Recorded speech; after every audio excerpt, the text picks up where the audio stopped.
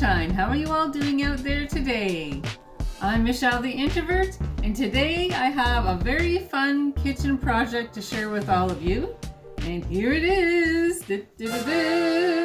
It's this wonderful Betty Crocker red velvet cake mix. And you can also make cupcakes with this too.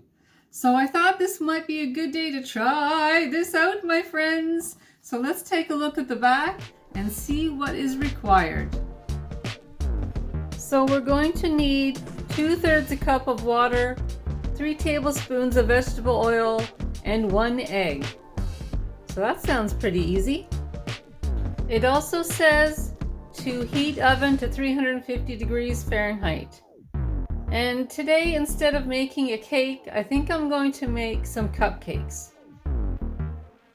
When I was reading the box over this morning, I noticed this little message here in the corner. High in sugars, Health Canada. So I know that cake mixes normally have sugars in it, but since this is high in sugar, I have a plan. It says on the back of this box that this mix, this baking mix, can make up to 12 cupcakes. So what I think I'm going to do, because of the fact that it's high in sugar, instead of making 12 cupcakes, I'm going to make about 18 to 20 cupcakes. And that way there won't be so much sugar in each cupcake. I'm going to make my cupcakes smaller than normal. So I think that's going to be okay, just to kind of portion out the amount of sugar that's in each cupcake. So I'm just going to be in charge of just how big I make these. They're going to be smaller than the usual cupcakes, but that's okay. I don't want a large amount of sugar in each cupcake, so we'll make them smaller so we can kind of control that a little tiny bit better. I have everything ready, as you can see. And I have my non-stick cooking spray in the back over there, and I'm going to spray all of these cups so that way the cupcakes don't stick to the paper. The papers will be easier to remove that way. And I have my vegetable oil right there, and I'll need this Tupperware measuring spoon to go with that. And see all my Tupperware measuring spoons in there? That's also Tupperware. Anyhow, I also have my egg here and some water, and of course the lovely cake mix to get it all started. Today I'm going to be using my stand-up mixer. So I have the bowl here for my stand-up mixer. I'm putting the water in first. Now the vegetable oil.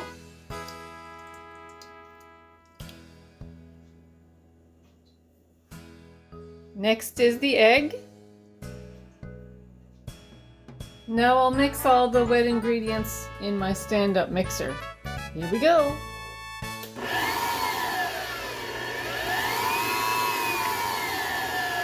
This is the package of cake mix when it's taken out of the box.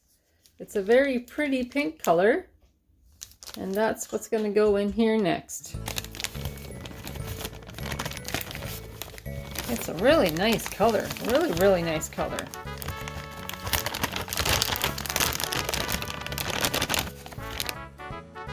Now we'll mix this all together, but I think I'll put this guard on the top, this thing here. There, there's a nice view for you.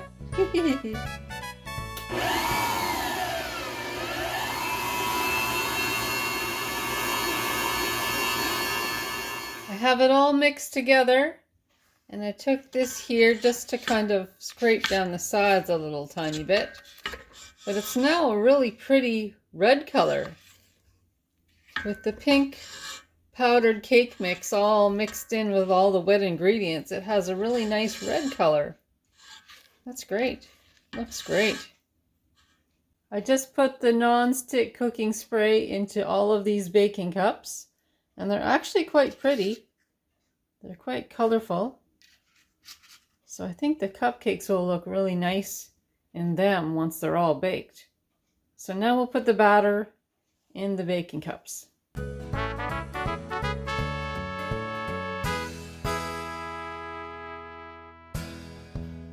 The cupcakes are in the oven, and inside this box there are a couple of pouches here. There's one, and here is the other one here. And that is actually the cream cheese frosting. Now, the amount of time that the cupcakes need to spend in the oven is, what does it say here? Bake 14 to 19 minutes. So that's not too bad. That'll go by fast. And then I'll let them all cool down and we'll put this frosting on. So that should be a little bit of fun. That's great. Nice and easy. The red velvet cupcakes are baked and they're all cooled down. Some are a tiny bit bigger than others. This one here. This one here is about half full, but that's okay. The rest of them look all right. Smaller portions, but I'm very, very, very happy with the size of each one. So now we can start putting the icing on.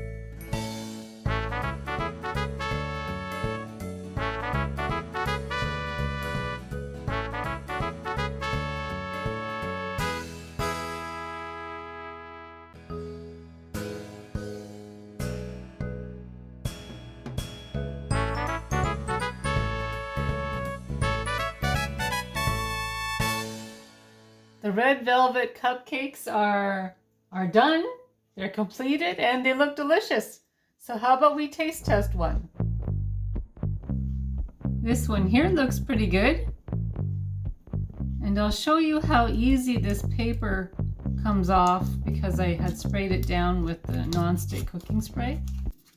Just comes off really, really easy. No problems. It's not ripping and tearing this at all. This looks great. It's a cute little it's a cute little cupcake. That's terrific. It's a cutie. And I have my napkin handy. So let's give this a try.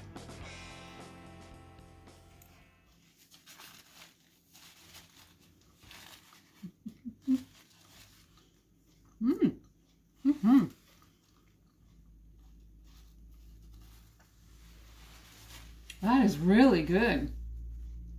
That is really good. Really, really good. It's really, really good. I'm really happy I made them smaller too. Just because of the sugar.